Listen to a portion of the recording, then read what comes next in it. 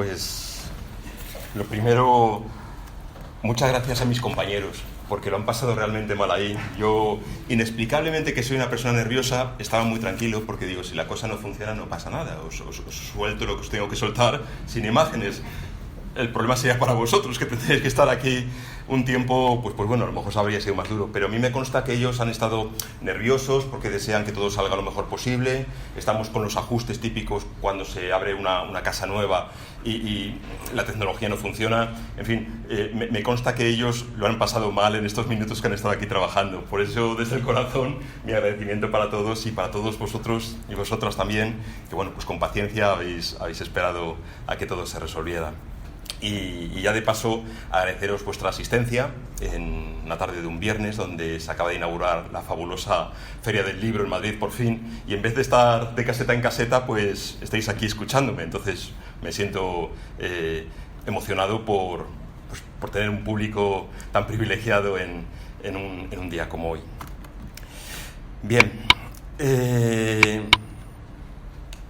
Emmanuel, el espíritu de Emmanuel. En el libro Fuente Viva, que es un libro psicografiado por Francisco Cándido Xavier, nos escribe las siguientes palabras que os invito a escuchar y a meditar conmigo, despacio, de una forma sosegada. Renovarse siempre. Cada día tiene su propia lección. Cada experiencia deja una lección valiosa. Cada problema tiene una determinada razón de ser. Hay personas que, torturadas por miedos contraproducentes, se rebelan ante la enfermedad, ante la pobreza, la desilusión o la vejez. No faltan, en el marco de la lucha diaria, los que huyen de sus deberes, buscando renunciar a la batalla, y sin ella a una paz que no pueden encontrar. Hago aquí un paréntesis, para recordar que en esta casa, cuando se ha presentado el espíritu Penablanca, que es un espíritu mentor de la casa y un gran amigo, ¿recordáis cómo nos llama? Guerreros. Penablanca nos llama guerreros. Pues aquí tenéis la razón. Un poco lo explica Emmanuel, porque nos hace referencia a esa batalla cotidiana que tenemos que mantener primero con nosotros mismos, luego con las circunstancias, y de ahí sacar una lección. Realmente somos guerreros. Bueno, cierro el paréntesis porque continúa Emmanuel. La enfermedad, la pobreza, las decepciones, la vejez o tantos obstáculos pueden convertirse en auténticas lecciones que nos ayudan a comprender que no es en las riquezas materiales donde debemos poner nuestros afanes, sino en la renovación espiritual que con confianza y alegría nos acerque cada vez más a la vida inmortal. Vale. Son palabras, por tanto, de Emmanuel, que están recogidas en el capítulo 141. Bueno, parece un capítulo con un número muy elevado, pero es que son capítulos pequeñitos los que contiene este libro, ya os digo, de Fuente Viva. Y he querido comenzar con ellas, esta conferencia, para que de alguna manera nos sirva para armonizarnos. Es un buen momento, me parece un momento ideal para solicitar a los buenos espíritus, mentores de la casa, su ayuda y compañía, para que los que aquí estemos, pues en fin, contemos con su protección, tanto nosotros como nuestras familias y personas queridas. A ellos, por tanto, me encomiendo en la exposición de esta charla, sabiendo también, en palabras de don Miguel Vives y Vives, aquel estupendo espírita español de principios del siglo XX, que lo bueno, lo positivo que pueda haber en esta conferencia se debe a los espíritus mentores, y cualquier posible fallo, pues únicamente es responsabilidad de quien les habla, bueno, y del ordenador también. Así que comenzamos. Pero antes de comenzar, y dado que estoy viendo caras nuevas entre el público, tampoco sé exactamente pues qué conocimiento tienen del espiritismo, permitidme un par de minutos para describiros de alguna forma lo que es el espiritismo. Y esto yo lo creo necesario porque si bajamos ahora a la calle y preguntamos a cualquier persona que encontremos en una terraza ¿qué es para ti el espiritismo?, probablemente nos digan pues que es una reunión de amigos donde se invoca a los muertos gracias a la Ouija, o que se van a un hospital que está abandonado para ver qué pasa, si se puede manifestar a alguien o cosas así. Lo que quiero decir es que debido al cine, a la televisión, a las redes sociales, a la prensa en general, hay una visión distorsionada de lo que es el espiritismo. Y no es eso no es el espiritismo. El espiritismo es os lo voy a decir con mis palabras, luego tenéis ahí los libros, lo podéis leer de una forma mejor descrita. Yo voy a hablaros con mis palabras. Para mí el espiritismo es un sistema filosófico que nació en el siglo XIX Y al decir sistema filosófico me refiero a que es un conjunto de elementos, una doctrina, que puede dar respuesta, es apto para dar respuesta a las grandes preguntas que el ser humano se ha hecho en todos los tiempos. Es decir, ¿quién soy? ¿De dónde vengo? ¿A dónde voy? ¿Para qué estoy aquí? ¿Existe el mundo espiritual o solamente el material?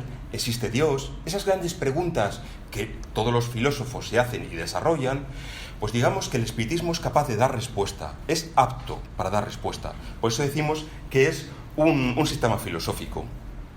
Entonces, bien, sistema filosófico que comprobando y constatando la existencia del mundo espiritual, tiene los medios para ponerse en comunicación con este, a través de una facultad que todos tenemos y que llamamos mediumnidad. Pero todo ello, ¿para qué? Pues no para recrearnos en el fenómeno de, se ha manifestado un espíritu. No, el fenómeno tiene su punto interesante, pero no ese es el fin, sino que el fin tampoco es, por cierto, me corto a mí mismo, en cuestionarnos sobre el futuro. El espiritismo no está para indagar el futuro, porque si nos preocupamos por el futuro nos podemos olvidar de vivir el presente, y eso es un gran error. Todas las escuelas religiosas, todas las escuelas filosóficas insisten mucho, vive el presente, vive el momento. El presente es importante. Por tanto, no nos tenemos que preocupar tanto del futuro. Entonces, ¿cuál es el fin? Pues el fin del espiritismo es el progreso personal, el salir siendo mejores personas, nosotros y en nuestro entorno, colaborar a la mejora de nuestro entorno. Esta es la finalidad del espiritismo y que lo distingue, por tanto, pues de grupos de parapsicología, etc. ¿Vale? Con todo mi respeto, que tienen su forma de trabajar y tienen su interés y tienen su función. Pero en el caso del espiritismo, no. Se trata, sobre todo, de un fin, no quiero utilizar la palabra, pero es que no encuentro otra mejor, un fin moral, de mejora personal y de los demás. Entonces, el espiritismo fue codificado en 5 libros fundamentales por el pedagogo francés Allan Kardec: el libro de los espíritus, el libro de los médiums, el Evangelio según el espiritismo, la Génesis y el cielo y el infierno. Y en otros muchos libros complementarios que todos los espíritas posteriores publicaron. ¿Vale? Bien, entonces, pues es una simple pincelada para explicar. Y para aquellos que estéis interesados, pues en esta casa recomendamos empezar a lo mejor por la lectura del libro de los espíritus. Dicho esto, pues ya propiamente voy a empezar con el tema de la conferencia de hoy. Necesidad de estudiar el espiritismo. No sé si os habrá pasado a vosotros, pero así lo creo. A mí al menos me pasó que desde el primer día que pisé un centro espírita, empecé a escuchar el consejo de estudiar. Es necesario estudiar. Estudiar el espiritismo, estudiar obras de espiritualidad en general, estudiar también actualidad, historia, ciencia, cada uno según sus posibilidades, según el tiempo que tenga, según sus inquietudes. Estudiar la doctrina espírita. Esto es una peculiaridad, yo creo, de los centros espíritas. Cuando tú llegas a un centro donde se hace espiritismo, no se aconseja que empieces a practicar yoga o ejercicios de pranayama, de respiración, o cómo empezar a hacer viajes astrales, o de concentración. No. El consejo es mucho más sencillo. Estudia. Y esto no nos lo dicen solamente los dirigentes de los centros espíritas, sino que también en la mesa mediúmnica, cuando se presenta un espíritu en mediunidad, es una constante. Nos dicen, hermanos, nos llaman así, hermanos, lean, reflexionen sobre lo leído, estudien, denle vueltas al tema, vuelvan. Es una constante. El estudio es un consejo que continuamente nos están transmitiendo. Y esto es una tarjeta de presentación, yo diría, del espiritismo. Estudio que, por otro lado, no termina nunca, porque las comunicaciones espiritistas son continuas y no basta solamente saber lo que históricamente se ha escrito, sino también la actualidad, lo que en otros centros espíritas se desarrolla, en el nuestro propio, etc. También lo que se trabaja en otros centros, en otras ciudades, en otros países. Tenemos que estar puestos al día de todos los trabajos espíritas. Entonces, una característica del espírita es el estudio constante, y desde el dirigente espírita hasta la última persona que se incorpora al grupo, el estudio del espiritismo es una actividad habitual. Esto, por cierto, lo han comprendido muy bien, entre otros, nuestros hermanos los masones, los masones y cualquier otra organización iniciática, quienes afirman entre ellos que el que tiene más rango y llaman maestro, en realidad es un eterno aprendiz. ¿Sabéis? En casi todas las organizaciones iniciáticas tienen una forma de conocimiento donde cuando uno se adhiere, pone al grado de aprendiz, posteriormente pasa a ser compañero y posteriormente maestro. Si algunos lo estáis preguntando, yo no soy masón. Sin embargo, tengo amigos masones de cuya amistad me honro. Y gracias a esta amistad, pues sé un poco pues, sobre este sistema iniciático. Y a mí me parece muy interesante que cuando alguien llega a un grupo, tome el rol de aprendiz y empiece a aprender el silencio, la importancia del silencio. ¿Por qué? Porque esto al final te da humildad. Tú no puedes llegar a un grupo y colocar ahí, aunque tú seas un catedrático de universidad, aunque hayas estudiado lo que sea, ¿vale? Si tú llegas a un grupo nuevo, muchas veces con humildad tienes que empezar a guardar silencio, a escuchar, a darle vueltas en tu interior, a valorar, a aprender. Entonces, también como fruto de ese estudio, pues está esa expresión, que el maestro es un eterno aprendiz, dicen ellos. Bueno, pues en el espiritismo un poco sucede lo mismo, y encontraréis que los dirigentes que llevan muchos años de experiencia estudiando el espiritismo, y sin embargo siempre manifiestan que ellos estudian continuamente, que vuelven a leer el libro de los espíritus, que en una nueva lectura descubren cosas nuevas que antes no se habían percatado, y que eso les sirve. A mí eso me parece maravilloso, porque hace que el espiritismo sea algo vivo, constante. Bueno, en este punto es donde debemos hablar de lo que se conoce como estudio sistemático de la doctrina espírita.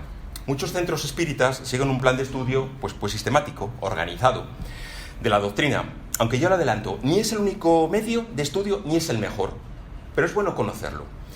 Este plan de estudio se originó sobre todo en los centros de Brasil, que tienen la fortuna de que cuando abren un centro espírita de repente van 400, 500, 600 personas. Fijaos, nosotros somos muy poquitos. Imaginaos una sala con 500 personas reunidas. Entonces, ¿qué sucede? Como es imposible controlar uno a uno su evolución, etcétera, alguien se preocupó, tomó el trabajo de codificar de alguna forma el estudio sistemático para facilitar el estudio de todas esas personas. Este estudio sistemático, por cierto, lo tenéis disponible en internet, porque está libre de copyright, y si os puede servir, lo podéis utilizar. Está ahí. Desde mi punto de vista, habría que actualizarlo quizá con bibliografía más actual y también con un lenguaje que al final se ha quedado un poco atrasado. No obstante, yo os lo comento, y si a alguien le interesa, pues ahí lo tiene y puede ser muy interesante. Aunque yo siempre también aconsejaría, en paralelo, leer cualquiera de los libros que bien os presentamos aquí, o bien os pueden aconsejar directamente ir a las fuentes. También os digo que en centros más pequeños, como es el nuestro, no realizamos un estudio sistemático tal cual está definido pues, en esta organización, por varios motivos. Primero, porque consideramos que ya con las actividades cotidianas de este centro, que pueden ser lecturas, conferencias, artículos, etcétera, al final se termina teniendo realmente una buena base de conocimiento. Entonces, no vemos necesario hacer un estudio tan organizado. Y en segundo lugar, porque esta palabra es un poco problemática, estudio sistemático. ¿Es que podemos sistematizar el conocimiento del más allá? Pues no lo sé. A mí me da la impresión de que es un poco como poner puertas al campo. Es decir, que muchas veces también necesitamos dejarnos sorprender. Siempre llega una persona nueva, con una forma de hablar distinta, que nos da unos puntos de vista diversos. Entonces, a mí no me parece... hay gente que le sirve. Pero a mí me parece mucho más fresco el actualizar el conocimiento con el lenguaje del siglo XXI, que es donde nos encontramos. Pues porque por el motivo que sea hemos reencarnado en esta época, ¿sabes? Entonces, yo os lo comento, que sepáis que está ahí, que os puede servir, etcétera, pero que hay otras formas también muy interesantes de estudiar el espiritismo. Pues sí, el espiritismo hay que estudiarlo. ¿Y por qué motivos? Os podéis estar pensando. Pues bueno, os voy a sintetizar lo que yo considero los motivos más importantes. Motivos por los que se debe estudiar el espiritismo. En primer lugar, un poco como ya avanzaba antes, porque en el espiritismo no nos quedamos en el fenómeno. Como consecuencia de que, como ya antes adelantaba, indagamos en las causas, en los porqués y en los paraqués. Y entonces esto necesita sentarse, reflexionar, estudiar, comentar con otras personas, ver otros puntos de vista, etc. Entonces, claro, a diferencia pues, de grupos de parapsicología que tratan de registrar a lo mejor con artilugios electrónicos por la presencia de entidades en hospitales abandonados, cementerios, etcétera, nosotros lo que intentamos es entablar un auténtico diálogo, un verdadero diálogo con entidades espirituales. No por el diálogo en sí, sino precisamente para recoger el mensaje, la experiencia y con todo ello analizar y mejorar nuestra vida. Pues bien, esas comunicaciones luego hay que estudiarlas, hay que revisarlas, hay que ver si es bueno, si es malo, si sirve, si no sirve. Y al final consigues un bagaje bastante interesante. Segundo lugar, por el ejemplo que nos han dado tantos espiritistas que nos precedieron. Aquí he puesto pues a Allan Kardec, León Denis, Don Miguel Vives y Vives, hay otros muchos, Amalia Domingo Soler, Divaldo Pereira Franco, por supuesto. He puesto aquí, porque le tengo especial cariño, a Sueli Caldas Schubert, que es una medium brasileña que desencarnó en abril de este año y a la que yo tengo un cariño especial. No os puedo explicar más, son cosas que son así y así os las transmito. En realidad es una pena porque tiene como 19-20 libros y solamente uno de ellos, que a mí me conste, está traducido al español, que es un libro que habla sobre obsesión y desobsesión. Y me parece un libro maravilloso, maravilloso. Entonces, entre eso y alguna cosilla más que he leído, yo esta mujer no sé ni quién es, ni, bueno, sí, sé dónde nació y tal, pero tengo una afinidad con ella que no os la puedo explicar y me pareció, bueno, por capricho del ponente la he puesto. No me preguntéis más. Bueno, entonces a lo que iba, que todos los espiritistas que nos han precedido o incluso que son coetanos nos han demostrado con su vida que el estudio les sirve para avanzar, les sirve para profundizar y les sirve para transmitir, porque el espiritismo no puede ser un agua estancada. El agua cuando se estanca se corrompe, tiene que correr como un río, ¿vale? Para ser el agua fresca, para que llegue, hay que divulgarlo. Entonces para eso también es necesario formarse. Tercer lugar, porque el espiritismo, al cual llamamos la tercera revelación, es una revelación abierta y entonces es necesario estudiar. Decimos que tercera revelación, considerando que la primera revelación pues, fue la que se nos dio por Moisés. Esta primera revelación, sobre todo, lo importante fue la transmisión de la existencia de un Dios único, que se plasmó pues, en aquella frase del Deuteronomio, de la Torá, en realidad, que los judíos piadosos rezan todos los días cuando se levantan y cuando se acuestan, la Shema.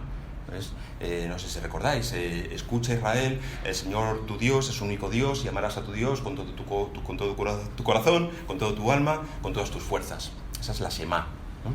¿Vale? Pues entonces ese es el centro, el conjunto de la primera revelación y con ello pues otras muchas normativas que se entendió necesarios para constituir ese primer bloquecito que era el pueblo de Israel. Algunas serán de comportamiento, otras serán de fe. Hay que saber cuáles sirven y cuáles se quedaron atrasadas con el tiempo. Por eso la Biblia nunca hay que leerla al pie de la letra.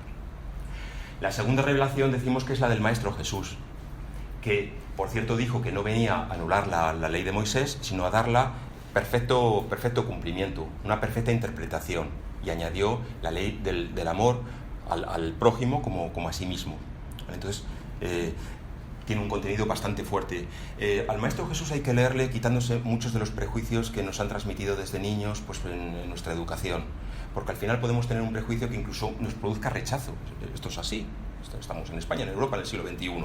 Entonces hay veces que, como que tal, yo os invito, desde mi experiencia, a cogerlo y a leerlo sin esas interpretaciones añadidas, ir directamente al fondo del asunto y os sorprenderá, El mismo Maestro Jesús dijo, no os voy a decir todo lo que os puedo decir porque hay cosas que en este momento no os resultarían incomprensibles. Más adelante recibiréis pues, el grueso de la revelación. Y es lo que nosotros entendemos por tercera revelación. Ya a partir del siglo XIX, a partir de la codificación, pues se recibió como un complemento adicional a medida que la posibilidad del ser humano estaba predispuesto a recibir esas nuevas enseñanzas. Pero fijaos, la tercera revelación, que es el espiritismo, se caracteriza por dos cosas. Primero, porque es una revelación no personalizada, es decir, no está personalizada en Kardec. Kardec fue un mero codificador.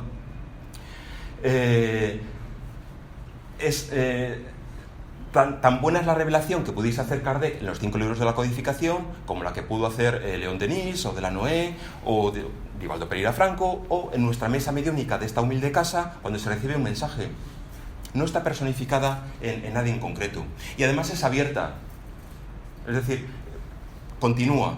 Un nuevo mensaje que se pueda recibir en un centro espírita debidamente confrontado y valorado que no todos sirven, se puede convertir en revelación. Entonces, claro, por lo que os estoy diciendo, ya podéis adivinar la necesidad del estudio. Yo tengo que saber, cuando recibo un mensaje en la mesa mediúnica, si sirve o no sirve.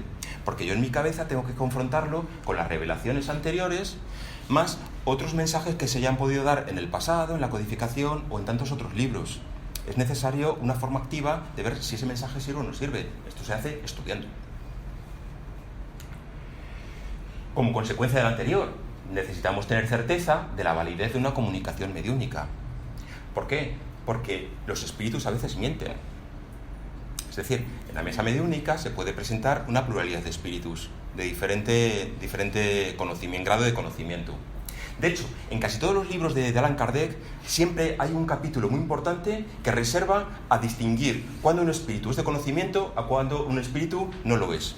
Las diferentes escalas espíritas. Eso lo tenéis en el libro de los espíritus, en el libro de los medios, en la revista espírita vienen varios artículos. Es decir, es una cosa de que se preocupa mucho Allan Kardec, de saber distinguir cuando un espíritu realmente es de conocimiento o es un espíritu burlón o mentiroso que se hace pasar por de no conocimiento y te coloca una que no veas.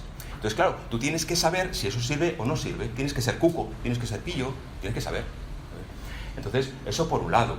Por otro lado, también es muy habitual que cuando alguien empieza a desarrollar la mediunidad tenga una característica que llamamos animismo. ¿Qué palabreja es esa y qué quiere decir? Pues quiere decir que el medium que empieza se concentra, pero en realidad no recibe un espíritu, no es incorporado por un espíritu, sino que es su propio espíritu el que empieza a hablar. Su propio espíritu, porque nosotros somos espíritus. Eso lo tenéis claro, ¿verdad? Somos espíritus que nos hemos puesto este traje de carne. Algunos más esbeltos y otros pues, que nos sobran aquí bastantes cosas. ¿Qué le vamos a hacer? Bien, ese es el traje que nos hemos puesto, pero en esencia somos espíritus. Y entonces, ¿qué sucede? Pues no sé lo que quería decir, pero bueno, da igual. con el tema este. Bueno, no debía ser importante, con lo cual continúo. Bien, vale, os decía que eso es el animismo, enlazo, cuando el propio espíritu es el que habla. Esa comunicación no tiene ningún valor, porque para eso no montamos una mesa mediúnica, nos bajamos al bar de abajo, nos sentamos con unas cervezas y te cuento mi opinión sobre la vida, pero para eso no montas una mesa mediúnica. Es decir, el animismo, aunque es una fase, yo diría que casi por la que todos pasamos, porque las tuberías están sucias y hay que desatascarlas, entonces hay que pasar por ello. Pero ahí está, hay que saber, la persona que acompaña al medium, si el medium en cuestión está teniendo animismo o no. ¿Vale? Pues para ayudarle, para animarle, etc. Tercera posibilidad, hay mediums que mienten. Esto es muy fuerte, pero a veces sucede. ¿Qué ocurre? Al final somos humanos. Imagínate que estás en una sala, en una mesa mediúnica, donde los demás mediums empiezan a hablar. Tú no recibes nada, no sientes nada, te sientes un palo seco, ¿sabes? Y dices, madre mía, qué vergüenza, van a decir que yo soy una M, ya sabéis, y te colocas ahí una historia que no sabes de dónde te ha salido, pero se la colocas, que no sirve absolutamente para nada. Pues eso hay que saberlo, ¿sabes? No es deseable, pero somos humanos y es una de las posibilidades que se puede dar. Pues ya está. Pero lo que pasa es que hay que estudiar para saber si realmente es una situación válida o no lo es. Bien, importantísimo. Para trabajar la humildad, el estudio nos hace ser humildes. Porque cuanto más estudies, más sabes que no sabes nada. Es decir, tú te piensas que dices, vale, fenomenal, vengo yo aquí con mi carrera de economista, encima ya doy clase, ¿sabes? Aquí yo voy a sacar adelante el centro espírita. Ay, pobre de ti. No. Porque, como leímos el otro día, en el libro de los miércoles, Las Memorias de un Suicida, venía encabezado por un párrafo del Evangelio, donde el Maestro Jesús hacía una pequeña oración que decía: te doy gracias, Padre, porque estas cosas no las has revelado a los sabios y poderosos del mundo, sino a las personas humildes. Y las personas humildes, yo al menos mi experiencia en esta casa, en otros sitios, son en realidad los que más saben. Con lo cual uno más le vale callarse, escuchar y decir, esto es así. Es decir, yo estudio, pero qué lejos estoy de los que realmente saben. Y eso es bonito, porque Bueno, primero he apuntado aquí porque nos lo dicen los espíritus. Hay un punto, el 765 del libro de los espíritus, donde Kardec pregunta a los espíritus: ¿cuál es el mayor obstáculo para el progreso? Y le responden: el orgullo y el egoísmo. Si nos pensamos que estamos sobrados,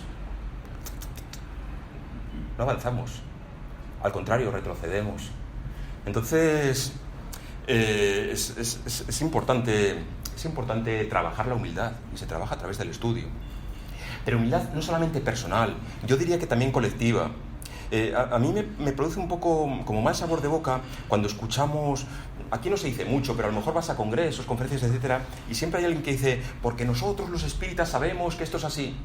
Bueno, nosotros los espíritas sabremos un poco, pero no somos muchas veces mejores que el resto de la gente. A veces somos peores, A veces somos peores. Lo único es que sabemos por dónde tenemos que tirar, por dónde tenemos que trabajar, avanzar, pero no, ni mucho menos somos mejores que nadie. Pero esto hay que saberlo, ¿sabes? Pero no solo esto. Ayer en casa con Juanma veíamos que lo estábamos buscando, el capítulo 1 del libro de la Génesis, que se llama el carácter de la revelación espírita, y hay un párrafo muy interesante, donde el propio Kardec dice: si la ciencia llega a demostrar que el espíritu no tiene razón en el punto que sea, el espiritismo se tiene que plegar y dar razón a la ciencia. Esto es muy fuerte, pero esto lo dijo Kardec. De verdad, no lo digo yo. Mirad el capítulo 1 del libro de la Génesis, tal cual. Si es cierto que previamente ha dicho: a ver, cuidado, porque al menos las ciencias materiales, de lo que hablamos de las ciencias físicas, tienen que tratar sobre el mundo material. El espiritismo habla sobre el mundo espiritual. En principio, no tiene por qué haber confrontación entre la ciencia y el espiritismo. Son ámbitos totalmente distintos. Pero también existe la ley del progreso. Entonces, si en un momento dado hubiese algo que estamos haciendo mal, nos tenemos humildemente que plegar y decir: pues esto es así, adelante. Es decir, no cabe el dogma de fe en el espiritismo. Y a mí esto me parece el gran broche de oro. Por último, no sé si por último o por penúltimo, no, por penúltimo. Esto me parece muy importante: distinguir lo que es doctrina espírita de las opiniones personales. Fundamental. Y os pongo un ejemplo. Yo os puedo decir ahora, como estoy aquí en el atril y estoy aquí iluminado y tal, os puedo decir: es importante para la mediunidad hacer antes yoga. Os puedo decir. Además yo lo hago, pero os lo puedo decir. Entonces, bueno, vosotros, si habéis estudiado espiritismo, podéis decir: perfecto, es una opinión personal de Víctor. ¿Le viene bien? Pues mejor para él. Pero en ningún caso vosotros os tenéis que alinear con ese parecer mío. Con lo cual, si no hacéis yoga, perfecto. Tendréis otros métodos para concentraros, pues mejor para vosotros. Ahora bien, si yo os digo: el día que tengáis mesa mediúnica conviene que no comáis mucho, que no os toméis una fabada asturiana de primero, un cachopo de segundo y un arroz con leche de postre. Pues esto no es una opinión, porque eso lo leeréis en el libro de los médiums, que lo establece Allan Kardec, pero también lo comenta André Luis, por ejemplo, en Dominio sobre la mediunidad, y en tantos ejemplos de médiums que dicen: mira, es que si tienes una digestión pesada y te sientas en la mesa mediúnica, la cosa no va a ir bien, ¿vale? Entonces, eso sí que lo podéis entender como algo bastante alineado con la doctrina espírita. Entonces, es muy importante que sepáis distinguir opiniones de doctrina espírita. Y en este punto os voy a abrir mi corazón. Os voy a decir que en mi caso, si he perseverado en el espiritismo, ha sido gracias a tener claro esto. Porque yo recuerdo veces que vas a un congreso espírita y, sin decir nombres, porque estaría mal que yo dijera aquí un nombre, y alguien te coloca una charla que en un momento dado dices: ¿me he confundido y me he metido en una iglesia evangélica o me he metido en una charla de espiritismo? Claro, si tú no sabes distinguir esto y no comulgas con las ideas del ponente, vas a decir: ¡buah, espiritismo, esto es insoportable, me voy, me doy un portazo, no vuelvo! Ahora bien, si tienes claro lo que es opinión personal de lo que es doctrina espírita, al contrario, esa tensión que tenías, esa mala leche que se te estaba poniendo, se te quita, porque es la opinión de una persona que es respetable, como cualquier otra. Yo no coincido con él, pero yo lo escucho y lo respeto, porque sé que yo no hace falta que me alinee con esa opinión. Yo tengo claro lo que es doctrina espírita y me quedo tan tranquilo. Entonces, es muy importante saber distinguir. Pero incluso yo también diría que es una responsabilidad cuando alguien da una conferencia, pues como en este momento me estoy dirigiendo a vosotros, si yo en un momento doy mi opinión, es bueno que os diga, esto es opinión mía. Esto lo hemos visto muchas veces en el Zoom, cuando hemos tenido reuniones online, durante la pandemia, etc. Es muy bueno dejar claro lo que es doctrina de lo que es una opinión, porque, sobre todo para que las personas que no están de acuerdo con ese punto se queden tranquilas. Entonces, claro, esto requiere bastante estudio, os des cuenta. Y ahora sí, el último, para evitar la fascinación o la mistificación. ¿A qué me estoy refiriendo? ¿Qué palabrejas son estas? En realidad son neologismos, son palabras nuevas que se utilizan en el espiritismo. Fascinación es aquella situación en la cual una persona va a un centro espírita, pero no para aprender espiritismo, sino que va fascinada, de ahí la palabra, pues por un determinado espíritu o por un determinado medium que le gusta, y no se ocupa en realidad de estudiar, sino que solamente escucha, así, un poco con los ojos en blanco, casi como en éxtasis. Pero en realidad eso no le sirve, y te encuentras con situaciones un poco lamentables de personas que llevan años y que de repente te hacen unas preguntas que dices, pero hombre, de Dios, si llevas 8 años en el espiritismo y me haces esta pregunta, porque realmente no han profundizado. Kardec pone bastante en guardia en la introducción al libro de los espíritus contra el tema de la fascinación. Y otro error, la mistificación. Mistificación también es un neologismo. No tiene nada que ver con místicos, ¿vale? Y por cierto, lo podéis encontrar con S o con X. En la literatura espírita de corte brasileño le suelen poner una X, porque entendían que lo místico no es algo negativo, eso es una forma de espiritualidad. Entonces, de alguna forma, pues puestos a inventar palabras, le añadieron una X. Muchas obras brasileñas se tradujeron al castellano, al español mejor dicho, en Argentina, y mantuvieron la X, y ahora han vuelto a España y entonces pueden encontrar mistificación o mixtificación, las dos formas, y quiere decir lo mismo. Es aquella situación donde se presenta un espíritu, que normalmente es un espíritu de baja vibración, pero se hace pasar por alguien importante, el espíritu de San Luis, o el espíritu de Santa Teresa de Lisieux, o algo así.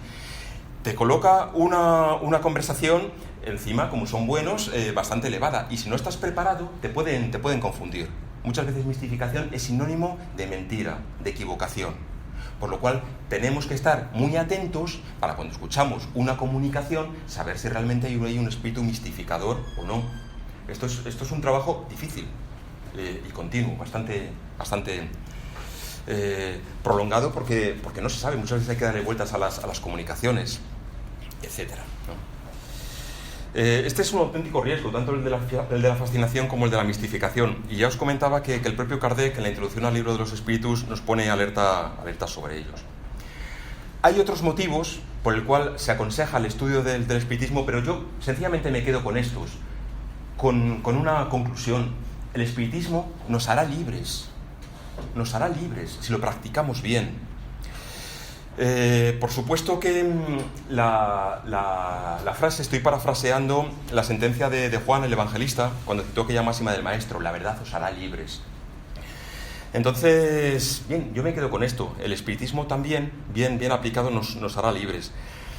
Pero, claro, nos hará libres porque nos tiene que llevar a una verdad, pero una verdad no teórica, no en un sentido teórico.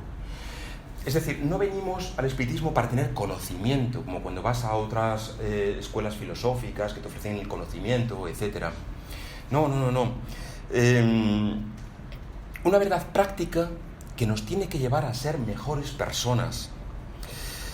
Yo diría que el espiritismo nos tiene que ayudar a sacar la mejor versión de nosotros mismos, limándonos de cosas que nos estorban. Esto es un trabajo continuo, sacar la mejor versión de nosotros mismos y sobre todo aplicarlo en nuestro entorno, llevar armonía a nuestro hogar, realizar un trabajo honrado y bien hecho, el trabajo que cada una tengáis, sonreír al cruzaros con un vecino. ¿Cómo es nuestro trato con los camareros cuando vamos a un bar, a un restaurante? Con las personas que en general nos sirven, nos atienden. Hacemos un ordeno y mando, una cerveza y una de bravas, o ponemos un por favor, una sonrisa, sabiendo que hay una persona ahí que está trabajando para que nosotros estemos bien. ¿Qué menos que una sonrisa, un por favor y un gracias? bueno, en las redes sociales, que hay tanto experto del odio, tanto hater, qué buena ocasión para poner en práctica con las nuevas tecnologías lo que nos dicen los hermanos en la mesa mediúnica. Ante el mal, tenéis que cubrir el mal con una sobreabundancia de bien. Pues cuando veáis esos escritos, esos comentarios en las redes sociales, poner algo positivo, pero muy positivo. Siempre hay algo bueno, dentro de que el mundo pues está loco, como ya sabéis, pero siempre se puede poner una nota de positividad. En definitiva, yo creo, nos tendría que ayudar el espiritismo a hacer más agradable la vida a los demás. Dentro, cada uno, del entorno en el que os mováis, de vuestras circunstancias, las que sean, da igual. Hacer más agradable la vida a los demás. A mí, siempre que llego aquí, me gusta citar una canción de Ana Belén. No insistáis, no os la voy a cantar. Aquella de: solo le pido a Dios que el dolor no me sea indiferente, que la reseca muerte no me encuentre vacía y sola sin haber hecho lo suficiente. Que la muerte no me encuentre sin haber hecho lo suficiente. A mí eso se me pone la carne de gallina cuando uno hace examen de su vida. Estoy haciendo lo suficiente.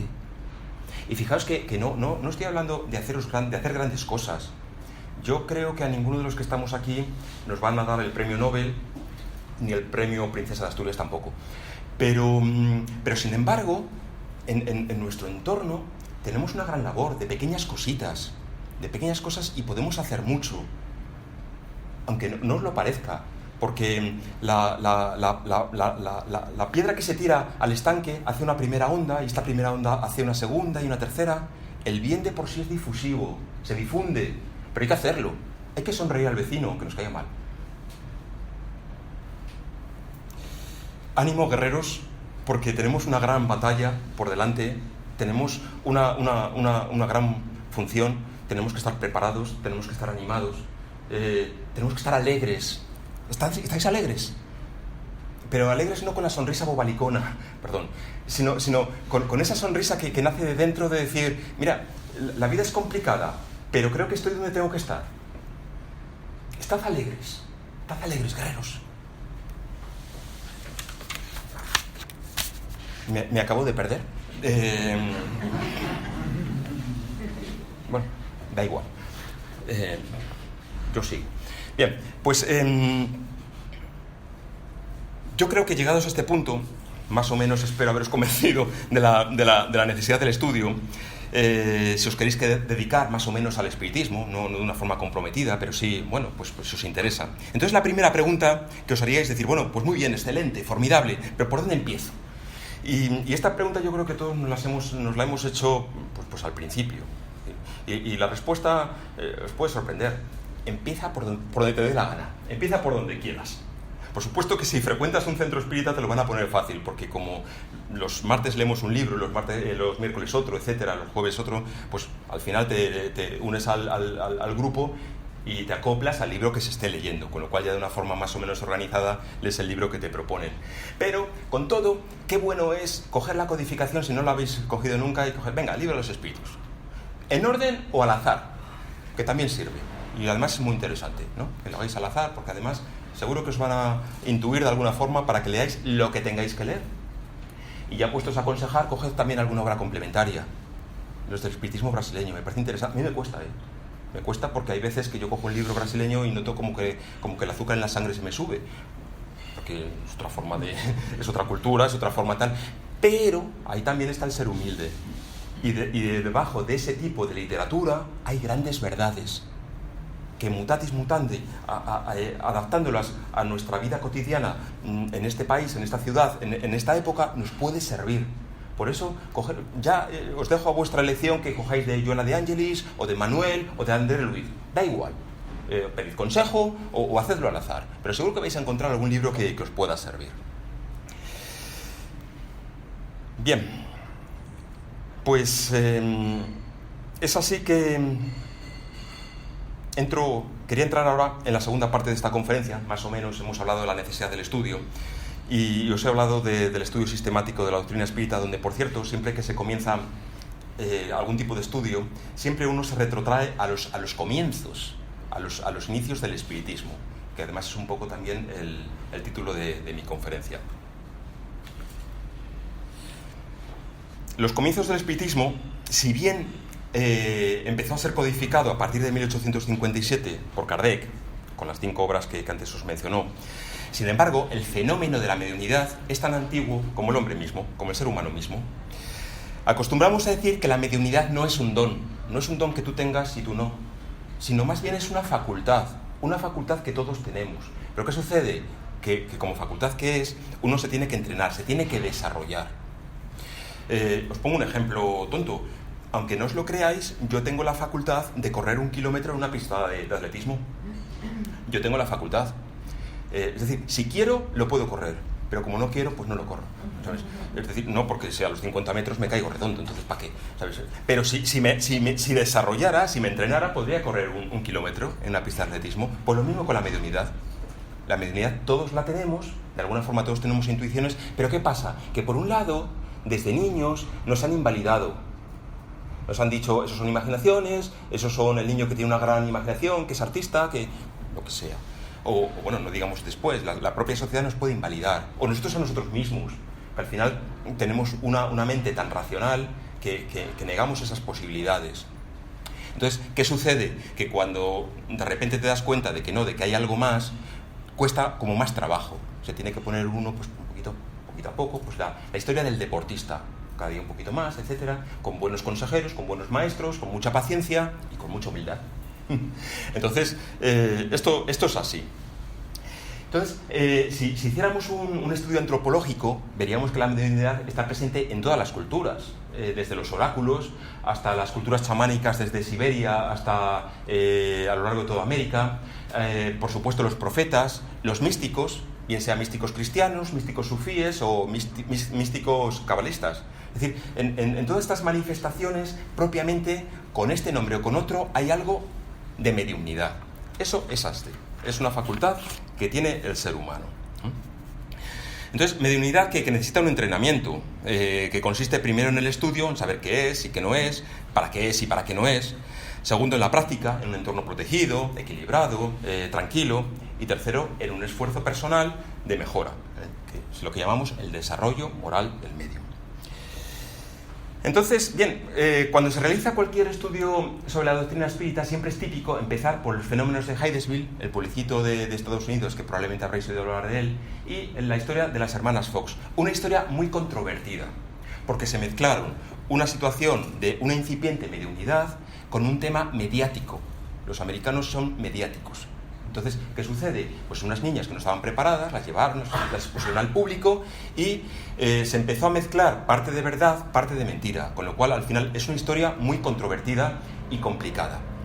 Yo no os voy a hablar de las hermanas Fox, porque hay conferencias muy buenas por ahí que os animo a buscar, si es que os interesa el tema, si no. O también hay un capítulo muy interesante en el libro de la historia del espiritismo de Sir Arthur Conan Doyle. Sí, el de Sherlock Holmes, ¿sabes? Que fue espiritista y además ese libro es muy interesante. Entonces tiene un capítulo bastante bueno dedicado a los fenómenos de Hydesville. Pues lo más interesante, aunque no voy a profundizar de este tema, es la cuestión de la mediunidad de efectos físicos, es decir, esos son los orígenes.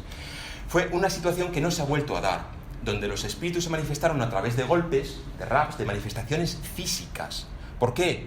Pues para decir, estamos aquí, despertad. Esto hay que ponerlo a rodar. Entonces, no solamente en Hydesville, sino en otras localidades. Empezó así y luego continuó pues, con la mediunidad de efectos físicos, de las mesas parlantes, o el tema de poner sobre una plaqueta unas ruedas y un lapicero para hacer una incipiente psicografía, hasta que poco a poco pues, se llegó ya a lo que conocemos como la mediunidad moderna, basada sobre todo en la psicografía o en una mediunidad de incorporación. Esto se lleva así sobre todo por un método, por una cuestión de eficiencia. Si nos pusiésemos aquí con una tablet, con una tabla, y eso nos tiraríamos la vida para tener unas pocas palabras, ¿no? Por eso tampoco utilizamos la Ouija ni recomendamos que se utilice la Ouija. La Ouija da resultados. Ahora bien, cuidado si la haces en un entorno que no esté protegido. No abras portales a entidades desconocidas, y menos en tu casa. Vamos. Entonces, no se aconseja por un tema de eficacia. No tiene sentido porque te lleva mucho tiempo que la cosita se te mueva a la A, a la C, a la a yes, a no, a no sé qué y tal. No tiene sentido cuando hoy día la mediunidad moderna se basa de una forma mucho más amplia, rápida y que se puede contrastar, como es la mediunidad de incorporación o la psicografía. Bien. Entonces, yo sobre todo voy a volver al tema de la mediunidad de efectos físicos, a los comienzos, porque me parece muy interesante algunas investigaciones que hizo el propio Allan Kardec y que luego fue publicando en la Revista Espírita de 1858 y que no son muy conocidos, y creo que podemos sacar de ahí grandes enseñanzas. Entonces, yo es en lo que me voy a centrar.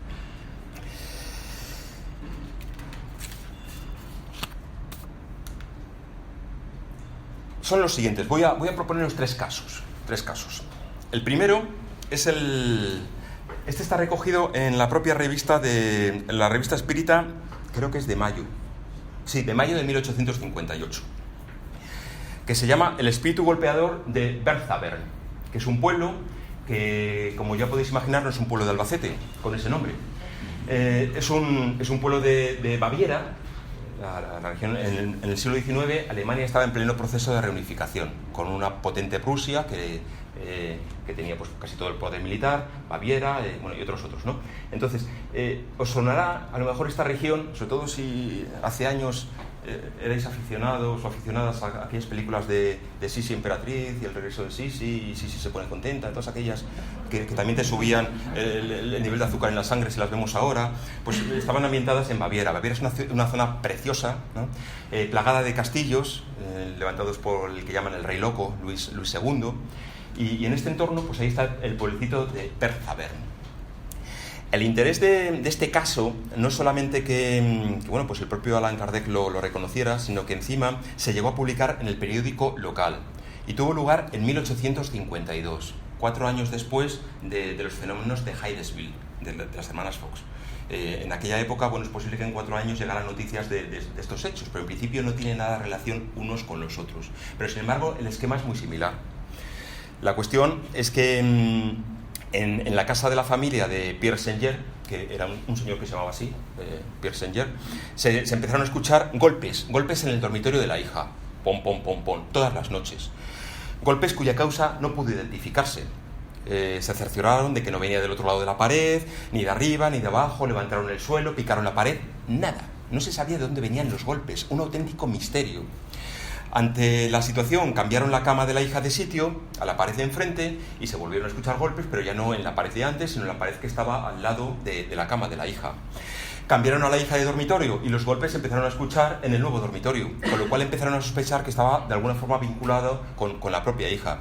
Así las cosas, ¿qué hicieron? Buscaron testigos, y esto fue muy interesante, que tuviesen la lucidez de hacer esto, porque así el fenómeno se pudo quedar registrado. Entonces llamaron primero a un médico, luego a un policía, incluso a un juez. Estuvieron allí, dieron parte y recogieron para decir al final, no sabemos por qué se producen estos golpes.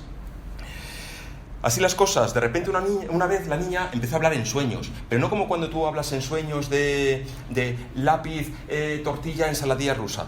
No. Un lenguaje, una conversación bastante fluida y además como bastante bien hilada. Hasta el punto de que alguien que en ese momento estaba ahí velando, mentalmente, no en palabras, sino mentalmente, le dijo, da 6 golpes. Y se escucharon 6 golpes. Señal de que el pensamiento se había conectado con la causa, con una causa en principio inteligente que daba esos golpes. Las manifestaciones continuaron, alternándose pues golpes con raspaduras, hasta incluso, muy curioso, un toqueteo de golpes tocando marchas militares prusianas. ¿Sabes? Ya, alucinante, ¿no? Hasta el punto de que el caso se recogió pues, en un periódico, en el Journal de Berzabern. Está recogido, ese periódico existe. Se recoge en este caso. Y así las cosas. Es decir, no se pudo dar una explicación. Entonces, le llegó a Allan Kardec, pidió una copia del periódico y le llegó a París y estudió el tema, estudió el caso y me parece muy interesante las conclusiones que Allan Kardec saca sobre este tema, porque nos da unas consideraciones desde la doctrina espírita. Entonces partió diciendo que el suceso difícilmente se puede catalogar de fraude. Él consideraba que ahí no había un fraude, porque entre otras cosas había testigos. Es decir, no es que la niña colgara unas manzanas de una cuerda, las tirara por la ventana y alzara así, sonaba pum, pum, plom. No, porque había testigos, además testigos de categoría. Había un juez, había un médico. Es decir, su propio prestigio profesional estaba en juego. Entonces, partió en primer lugar de que no se trataba de un fraude. En segundo lugar, Kardec comenzó catalogando el espíritu como de un nivel bajo o inferior que se divertía haciendo bromas. Es decir, no es concebible un espíritu superior toqueteando marchas militares prusianas, por muy bonitas que sean. Pues no, a ver, este es un espíritu que se lo está aquí pasando pipa, pues dándonos la lata. Pero esto es lo interesante. A mí me parece lo que me parece interesante de la investigación de Allan Kardec es la siguiente. Que él se plantea con qué objetivo, ¿para qué? ¿Para qué? Entonces, bien, no habiendo maldad o mala intención, pues pudo ser por capricho del espíritu, que era un espíritu pues burlón, o atención. Esto lo recoge Kardec. Porque por permiso de espíritus superiores se permitió a este espíritu, a lo mejor más inferior, de alguna forma manifestarse para que las personas que allí estaban dijeran: ¡Ey! Que aquí pasa algo, aquí hay una inteligencia inmaterial que se está comunicando. Pues habrá que comunicarse, habrá que entablar un diálogo. Entonces, esto es lo que me ha parecido más interesante. El análisis que ha hecho Kardec de un fenómeno físico y qué lección podemos sacar del mismo. ¿Vale? Y esto es algo típico del espiritismo kardecista, no quedarse en el fenómeno, sino analizar el por qué y el para qué. De alguna forma, cómo puede eso influir en la vida cotidiana de nosotros encarnados, en nuestro conocimiento del mundo espiritual. Bien, esta es la casa en cuestión, no tiene mayor interés esta foto. Vamos al segundo de los casos que he seleccionado. El espíritu golpeador de Diebelsdorf, o como se pronuncia. En este caso, se trata de un pueblecito de la Baja Sajonia, región que a lo mejor os resulta familiar gracias a las chuletas de Sajonia que podéis comprar en vuestro súper de confianza. El interés de este caso. Bueno, es que este caso es mucho anterior a los fenómenos de Hydesville. Este caso es de 1761, un siglo antes de que naciera propiamente el espiritismo. Y ya existían estas situaciones y quedaron registradas. Por eso las podemos hablar ahora de ellas. En concreto, el expediente de este caso fue recogido por un predicador llamado Capel. Y el esquema es el mismo. Un martilleo que comienza a escucharse en un cuarto ocupado por un señor que se llamaba Antoine Kettelhout. Se investiga de dónde viene y no se encuentra ni origen humano, ni origen animal, ni origen material. Se repite a diario y a la misma hora, con lo cual el señor tenía un susto que no veas, pues claro, figúrate. Entonces, ¿qué hace? Lo pone en conocimiento con las autoridades tanto oficiales como eclesiales, una particularidad de la época. Se tenía tanto respeto a la autoridad oficial como a la eclesiástica. Entonces se puso en conocimiento y se investigó. Al que, por cierto, no se llegó a ninguna conclusión, pero allí hubo testigos que dijeron: efectivamente, hasta ahora producen estos golpes, y estos golpes no encontramos un origen lógico, porque al otro lado de la pared no hay nada, ni debajo, ni arriba. Es decir, objetivamente, lo único que podemos decir es que no lo podemos explicar. ¿Vale? Y así lo recogió Capel en su informe. Hasta el punto, bueno, la cosa se complicó porque en un momento dado, uno de los testigos, que además se recoge su nombre, un tal Nagam, se le ocurre decir: espíritu golpeador. Fijaos cómo le llama. Primero le llama espíritu, con lo cual se ve que ya estaba diciendo: bueno, aquí hay algo, estamos en el siglo XVIII. Espíritu golpeador, ¿aún estás ahí? Y se escucha un golpe. Y le pregunta: ¿y cuántos botones tengo? 36 golpes. Claro, en aquella época las casacas llevaban 36 botones, ¿sabes? Pues era así, vestían así. Pues 36 golpes. Se pone a contar 1, 2, 3, 4, 36 botones tenía. Bueno, y el fenómeno prosiguió así hasta que se extinguió sin que, según dice Capel, no se consiguió dar una explicación racional. Pero en el informe hay una frase que a Kardec le emocionó. Y es la siguiente. Es algo que comentó un juez de la época. Un juez dijo: no podemos decir nada. Tal vez, dice el juez, el futuro nos esclarezca al respecto. Y dice Kardec: Hombre, pues en el futuro, justamente un siglo después, en 1858, sí podemos esclarecer y sí podemos dar una explicación al fenómeno. Es un fenómeno de origen físico y que tiene una explicación por lo mismo que los anteriores. Los espíritus de alguna forma están diciendo, oye, estamos aquí, de alguna forma buscaos la vida porque podemos trabajar en equipo, vosotros encarnados con nosotros desencarnados, para vuestro progreso y para un trabajo que sirva a espíritus que están sufrientes, debido a la mala educación post-mortem que en general hay en casi todas las culturas. Entonces, bueno, pues me pareció muy interesante esta conclusión que publica Kardec en 1858 en la revista Espírita. Bien, vamos a ver un último caso que en esta ocasión no lo recoge Kardec, sino Sir Arthur Conan Doyle en el libro Historia sobre el Espiritismo. Se trata de la historia de Swedenborg, de Manuel Swedenborg. Quedaos con este nombre, Swedenborg, porque se trata de un hombre que bien merece, yo creo que el reconocimiento y el aprecio de todo espiritista. Hasta el punto de Conan Doyle le llama padre del nuevo conocimiento de los fenómenos sobrenaturales. Le llama el padre de los fenómenos espiritistas. Ahí es nada. Swedenborg había nacido en 1688 y falleció en 1772. Paraos. Nació en el siglo XVII y falleció en el siglo XVIII. Un siglo antes de que el espiritismo brotara con toda su fuerza.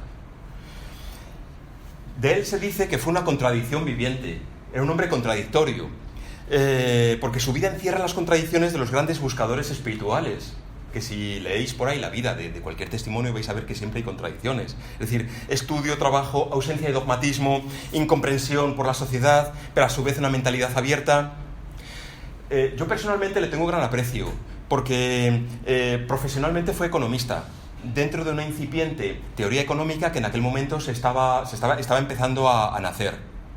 Pero no solamente fue economista, también fue ingeniero militar, estudió esto de las mareas, zoólogo, anatomista, financiero, y un profundo conocedor de la Biblia.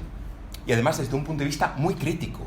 No se contentaba con las explicaciones que él escuchaba. Era crítico, y eso le llevó también a algún disgustillo que otro. Fijaos, estamos hablando del siglo XVIII, el siglo de las luces, el siglo de la razón, donde las ciencias materialistas se imponen y donde todo lo que no es materialista se desprecia. Entonces, para mí, lo interesante de Swedenborg, a diferencia de otros filósofos como Voltaire o Rousseau de la época, es que él no desprecia las evidencias que él veía, leía y se documentaba, que tuvo sobre la existencia de algo en el más allá.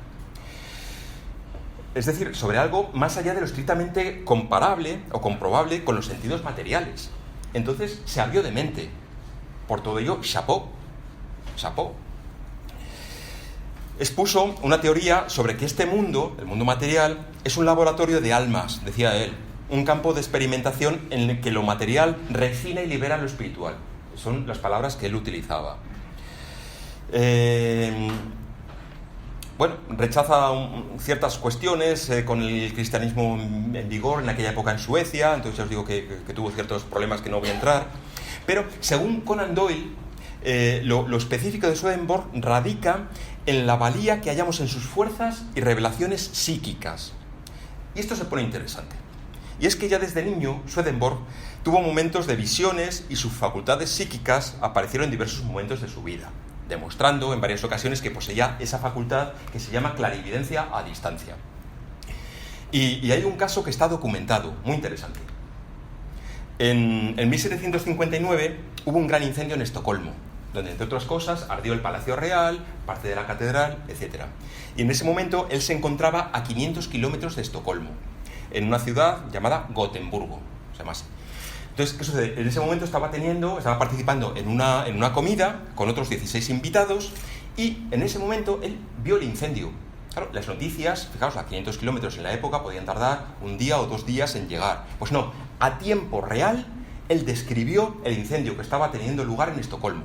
Lo que pasaba con el Palacio Real, una torre que se cayó, una mujer que corría para salvar a su hijo, es decir, con todo lujo de detalles, como luego se pudo comprobar.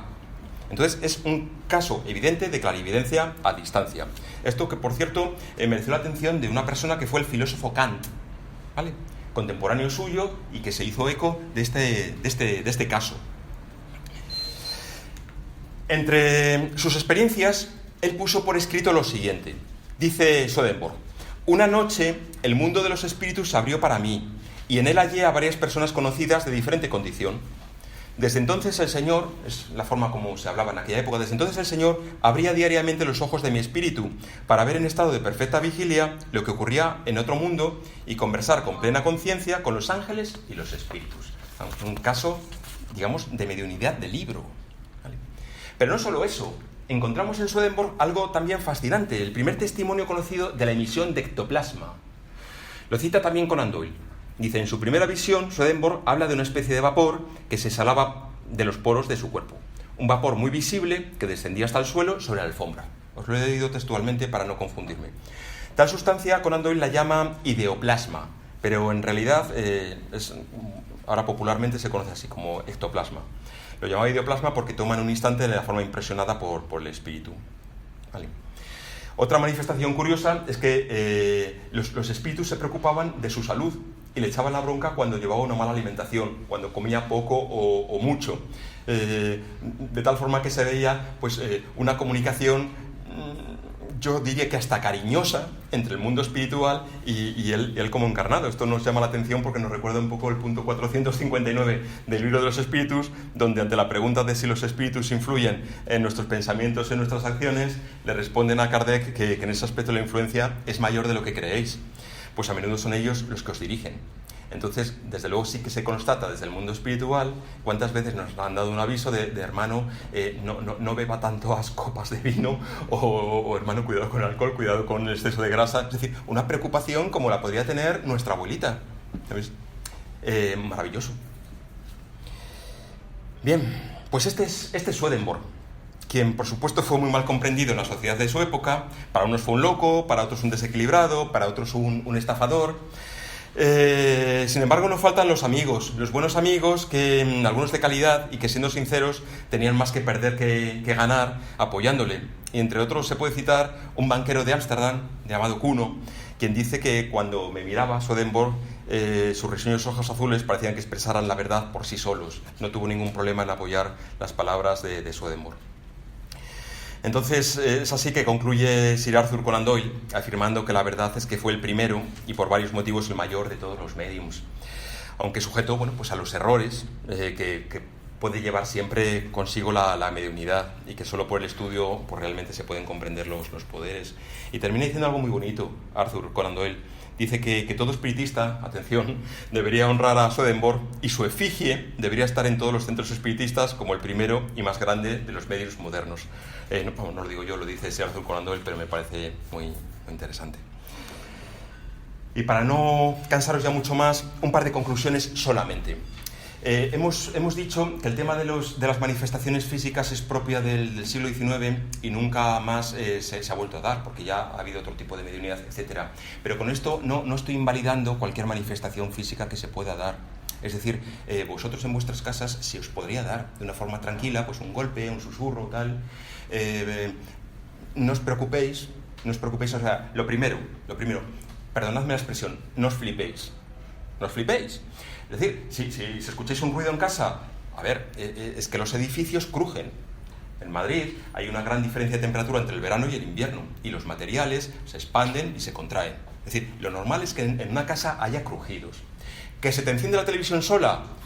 Primero pensad que hay un vecino al otro lado de la pared con su mando a distancia que, como hemos visto, interaccionan con el ordenador, y tú estás viendo el partido de fútbol y te ponen a las chicas Gilmore y te enfadas. Bueno, pues pensad primero que puede haber una causa natural. O sea, nos han dado la razón. Primero utilicemos la lógica, ¿vale? Ahora bien, si observáis que a pesar de todo hay algo más, el aroma del perfume que utilizaba vuestra abuela cuando vosotros no lo utilizáis, o no lo sé, como que de repente sentís como que os han abrazado y os sentís bien, perfecto, permitidlo, pero no os emocionéis, o sea, no os dediquéis solamente a emocionaros, a llorar y tal. No, entablad una verdadera conversación. ¿Cómo estás? ¿Qué tal? ¿Necesitas algo? Con todo, nosotros aconsejamos siempre no practicar la mediunidad en casa. ¿Por qué? Por lo que os decía antes, para no abrir portales raros. En el centro espírita yo creo que es el sitio donde vais a estar acompañados, aconsejados y protegidos para llevar a cabo esas incipientes manifestaciones que yo estoy seguro que todos y todas de alguna forma habéis tenido, ¿vale? Y esta era un poco la primera conclusión. La segunda, pues de acuerdo que ya en la época de los fenómenos de Hydesville o de las hermanas Fox, Allan Kardec no refutó esos hechos, no los negó, sino que reconoció que era una de las primeras manifestaciones verídicas que constituían una fase inicial de una larga aventura que estaba comenzando. Entonces, sí es verdad que esos hechos incipientes, esas manifestaciones físicas, pues servirían de cimiento, y por eso las estudiamos y las leemos con mucho cariño y una y otra vez, porque, bueno, es ahí donde todo comenzó, ¿no? Después, pues bueno, una vez constatado que había ahí unas fuerzas inteligentes, pues se comenzó a ampliar el tema y vendrían pues otros medios, como ya hemos visto, que no son más familiares, como la psicografía, la evidencia, medios parlantes, etcétera. Pero bueno, eso es otra historia, o en su caso, el tema de otra conferencia. Así que muchas gracias por vuestra atención y paciencia.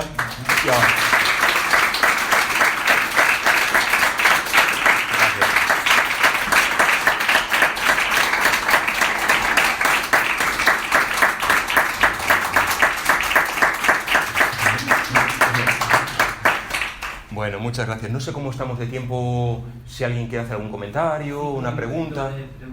5 minutillos. Venga, pues si alguien quiere comentar algo, o echarme la bronca, o decir, son todo opiniones, tal, no es doctrina. Bueno, yo encantado de escucharos, si os puedo responder con mucho gusto, y si no, pues os lo digo.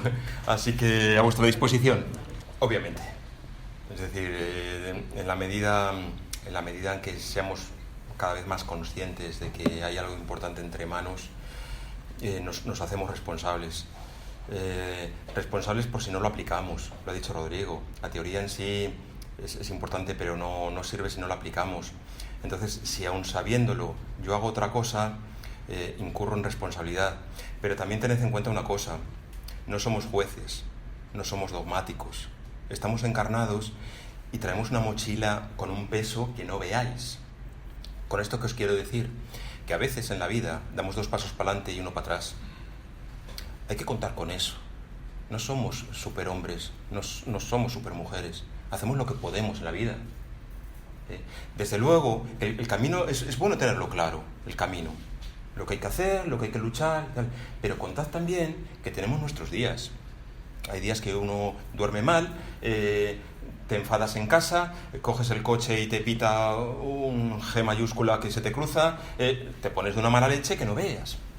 Llegas al jefe y está de mal humor, con lo cual, ¿sabes? Vamos a ver, que la vida no es un camino de rosas.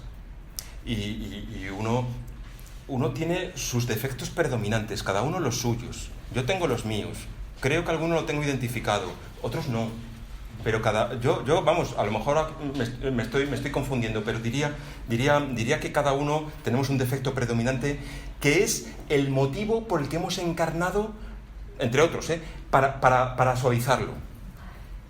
Es decir, si nosotros sabemos que no nos tenemos que enfadar, pero un día uno tiene un pronto y suelta una que vamos, ¿sí? O no tenemos paciencia. Pero si yo sé que tengo que tener paciencia, ¿por qué pienso una cosa y hago otra? Y encima te enfadas contigo mismo. ¿Qué quieres que te diga? Sí, tenemos responsabilidad, pero también tenemos que ser conscientes de nuestras limitaciones. Es decir, tenemos que ser jueces benévolos con nosotros mismos y muy benévolos con los demás. No podemos juzgar a los demás, júzgate a ti mismo.